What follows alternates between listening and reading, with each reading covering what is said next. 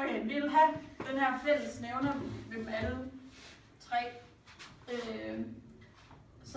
Og A går ud med 2 her, som vi kun har 4A tilbage. Og herover der ganger vi med 2 på begge sider. Ja, både foran, ja. Sådan at vi får det her.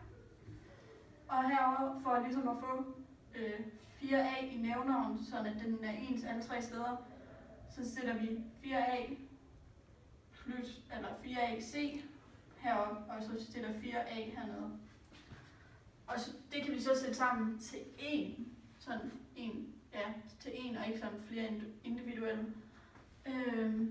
Og det gør man så her, ligesom sætter bare lidt ind. Og så kan man reducere det. Gå nu væk. Undskyld.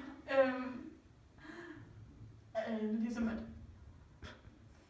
B'en plus minus 2B'en bliver minus B'en, og så har vi bare 4AC tilbage, og så dividerer vi med 4A, og så den her formel her, den her øverste, den ligner jo rigtig meget vores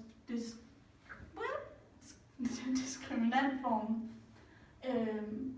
Plus minus lige nogle fortegn, der lige er forkert. Men det går nok, fordi man kan altid gange med 1.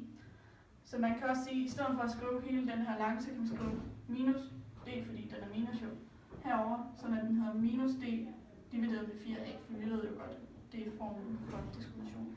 Og det er så helt koordinat, så det passer med, at vi har vores, som så også passer ind i vores toppunktsformel.